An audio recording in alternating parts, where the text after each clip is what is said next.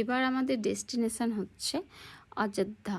তো রাম মন্দির দর্শনের জন্য আমরা বারাণসী জাংশন থেকে ট্রেন ধরে নিয়েছি। আর জার্নিটা ছিল 4 ঘন্টার জার্নি। খুব সকাল সকাল ট্রেন ছিল, ভোরবেলায় আমরা বেরিয়ে পড়েছিলাম। ভোর বলতে প্রায় 3টের সময় আমরা বেরিয়েছিলাম, রুম ছেড়েছিলাম বারাণসীতে। তো এবার চলেছি, এই পৌঁছে গেছি অযোধ্যা স্টেশনে।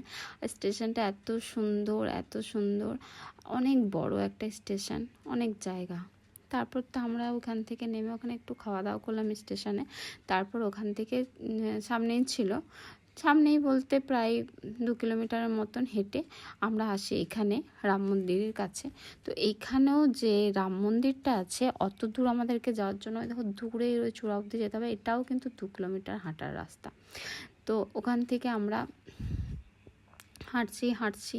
তো এখানে একটা ভালো সিস্টেম হচ্ছে, রেলিং দিয়ে এক লাইনে হাঁটতে পারো। তোমার এখানে কোনো মারপিটের কোনো মানে নেই যে আমার আগে কেউ চলে যাবে বা পরে কেউ চলে যাবে। তো এইভাবে কিন্তু ওখানে এন্ট্রির পরে আর আমরা কিন্তু কোনো ফটো ভিডিও নিতে পারিনি, কারণ সমস্ত ব্যাগপত্র, ফোন, তারপর তোমার জুতো, চটি, ব্যাগ, জলের বোতল সমস্ত কিছু জমা রেখে দিতে হয়েছিল। তারপর দেখে আমরা বেরিয়ে গেলাম। তারপর ওখান থেকে আমরা চলে গেলাম সংকটমোচনের দর্শনে।